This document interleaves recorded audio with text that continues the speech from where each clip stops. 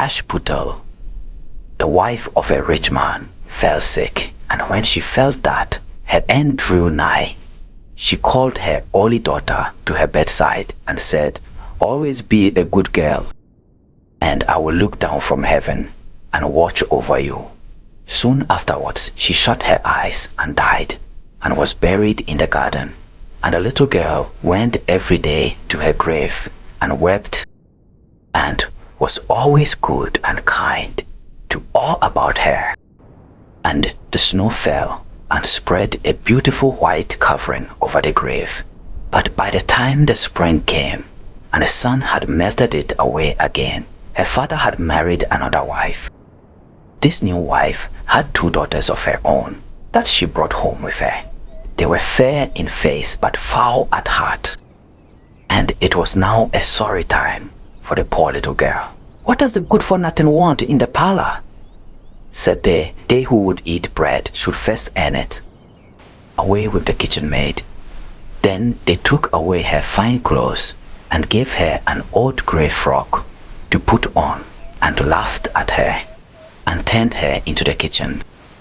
There, she was forced to do hard work, to rise early before daylight, to bring the water, to make the fire, to cook and to wash.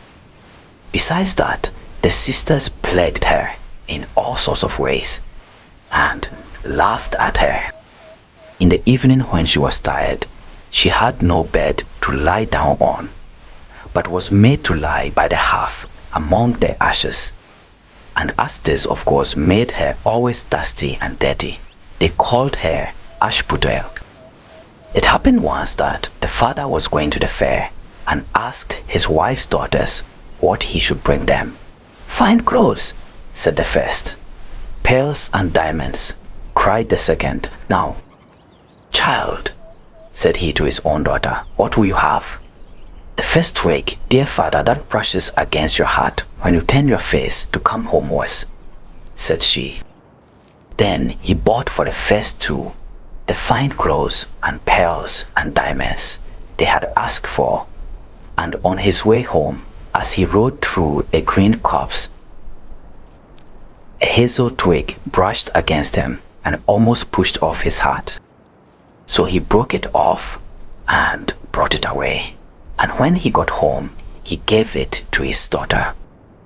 Then she took it and went to her mother's grave and planted it there, and cried so much that it was watered with her tears.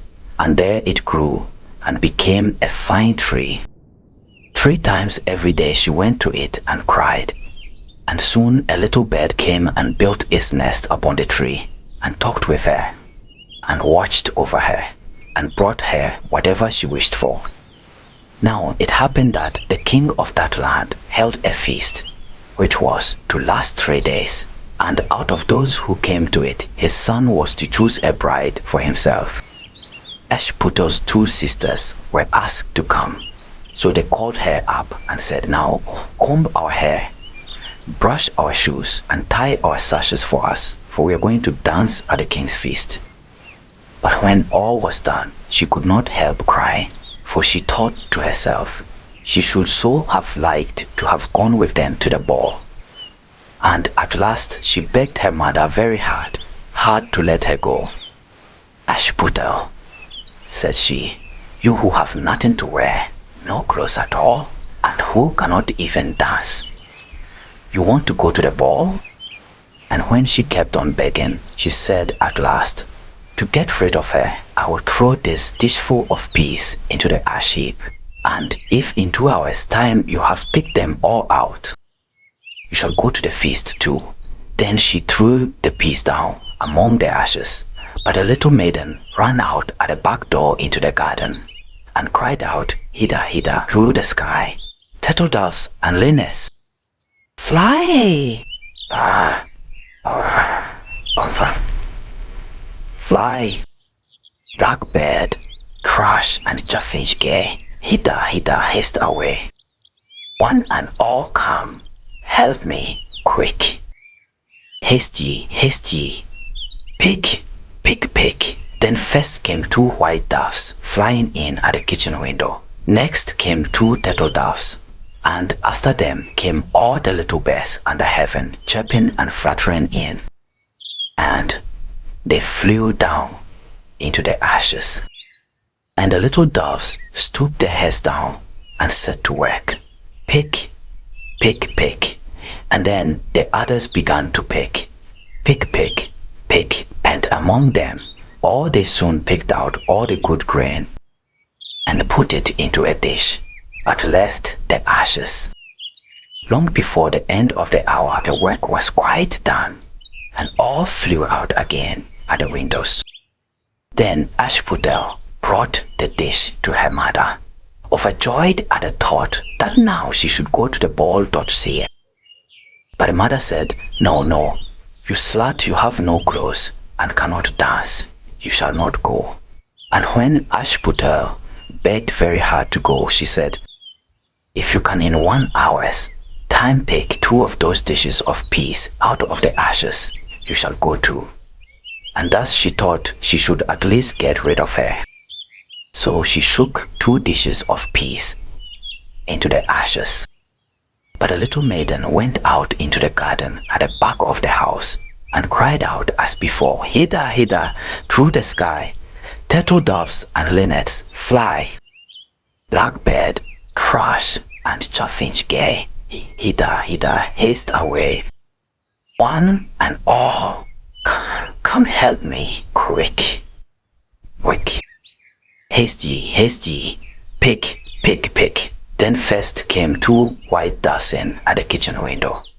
Next came 2 turtle doves, and after them came all the little birds under heaven, chirping and hopping about. And they flew down into the ashes, and the little doves put their heads down and set to work. Pick, pick, pick, and then the others began pick, pick, pick, and they put all the good grain into the dishes, and left all the ashes. Before half an hour's time, all was done, and out they flew again. And then Ashputtel took the dishes to her mother, rejoicing to think that she should now go to the ball. But her mother said, "It is all of no use, you cannot go. You have no clothes and cannot dance, and you would only put us to shame." And off she went with her 2 daughters to the ball. Now when all were gone, and nobody left at home, Ashputtel went sorrowfully and sat down under the hazel tree and cried out, "Shake, shake, hazel tree! Gold and silver over me." Then her friend the bird flew out of the tree and brought a gold and silver dress for her, and slippers of spangled silk, and she put them on and followed her sisters to the feast. But they did not know her, and thought it must be some strange princess. She looked so fine and beautiful in her rich clothes, and they never once thought of Ashputtel, taking it for granted that she was safe at home in the dirt. The king's son soon came up to her and took her by the hand and danced with her, and no one else, and he never left her hand. But when anyone else came to ask her to dance, he said, "This lady is dancing with me." Thus they danced till a late hour of the night, and then she wanted to go home. And the king's son said, "I shall go and take care of you to your home." For he wanted to see where the beautiful maiden lived. But she slipped away from him unawares and ran off towards home. And as the prince followed her, she jumped up into the pigeon house and shut the door. Then he waited till her father came home and told him that the unknown maiden who had been at the feast had hid herself in the pigeon house.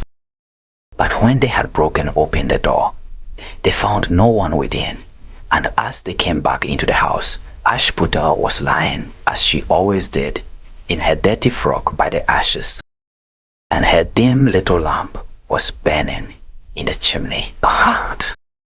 For she had run as quickly as she could through the pigeon house and onto the hazel tree, and had there taken off her beautiful clothes and put them beneath the tree, that the bird might carry them away, and had lain down again amid the ashes in her little grey frock. The next day, when the feast was again held, and her father, mother, and sisters were gone, Ashputtel went to the hazel tree and said, "Shake, shake, hazel tree, gold and silver over me." And the bird came and brought a still finer dress than the one she had worn the day before. And when she came into the ball, everyone wondered at her beauty. But the king's son, who was waiting for her, took her by the hand and danced with her. And when anyone asked her to dance, he said, as before, "This lady is dancing with me." When night came, she wanted to go home, and the king's son followed her as before, that he might see into what house she went. But she sprang away from him all at once into the garden behind her father's house. In this garden stood a fine large pear tree full of ripe fruit, and Ashputtel, not knowing where to hide herself, jumped up into it without being seen. Then the king's son lost sight of her and could not find out where she was gone, but waited till her father came home and said to him, "The unknown lady who danced with me has slipped away, and I think she must have sprung into the pear tree." The father thought to himself, "Can it be Ashputtel?" So he had an axe brought, and they cut down the tree, but found no one upon it. And when they came back into the kitchen, there lay Ashputtel among the ashes, for she had slipped down on the other side of the tree, and carried her beautiful clothes back to the bed at the hazel tree, and then put on her little grey frock. The third day, when her father and mother and sisters were gone, she went again into the garden and said, "Shake, shake, hazel tree, gold and silver over me." Then her kind friend the bird brought a dress still finer than the former one, and slippers which were all of gold, so that when she came to the feast, no one knew what to say for wonder at her beauty. And the king's son danced with nobody but her, and when anyone else asked her to dance, he said, "This lady is my partner, sir." When night came, she wanted to go home, and the king's son would go with her, and said to himself, "I will not lose her this time." But however, she again slipped away from him, though in such a hurry that she dropped her left golden slipper upon the stairs. The prince took the shoe and went the next day to the king, his father, and said, "I will take for my wife the lady that this golden slipper fits." Then both the sisters were overjoyed to hear it, for they had beautiful feet and had no doubt that they could wear the golden slipper Drudgery. The eldest went first into the room where the slipper was, and wanted to try it on, and the mother stood by. But her great toe could not go into it, and the shoe was altogether much too small for her. Then the mother gave her a knife and said, "Never mind, cut it off. When you are queen, you will not care about toes. You will not want to walk." So the silly girl cut off her great toe, and thus squeezed on the shoe, and went to the king's son, Dr. Ort. Then he took her for his bride, and set her beside him on his horse, and rode away with her homewards. But on their way home, they had to pass by the hazel tree that Ashputtel had planted, and on the branch sat a little dove singing, back again, look to the shoe. The shoe is too small, and not made for you. Prince, Prince, look again for thy bride, for she's not the true one that sits by thy side." Then the prince got down and looked at her foot, and he saw by the blood that streamed from it what a trick she had played him. So he turned his horse round and brought the false bride back to her home, and said, "This is not the right bride. Let the other sister try and put on the slipper." Then she went into the room and got her foot into the shoe, all but the heel, which was too large. But her mother squeezed it in till the blood came and took her to the king's son, and he set her as his bride by his side on his horse and rode away with her. But when they came to the hazel tree, the little dove sat there still and sang, back again, look to the shoe. The shoe is too small and not made for you. Prince, look again for thy bride, for she's not the true one that sits by thy side. Then he looked down and saw that the blood streamed so much from the shoe that her white stockings were quite red. So he turned his horse and brought her also back again. This is not the true bride, said he to the father. Have you no other daughters? No, said he, there is only a little dirty Ashputtel here, the child of my first wife. I am sure she cannot be the bride. The prince told him to send her. But the mother said, no, she is much too dirty. She will not dare to show herself. However, the prince would have her come, and she first washed her face and hands, and then went in and curtsied to him. And he reached her the golden slipper dot crew, but can essay dot grassy. Then she took her clumsy shoe off her left foot and put on the golden slipper, and it fitted her as if it had been made for her.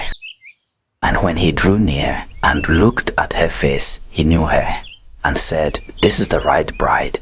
But the mother and both the sisters were frightened and turned pale with anger as he took Ashputtel on his horse and rode away with her.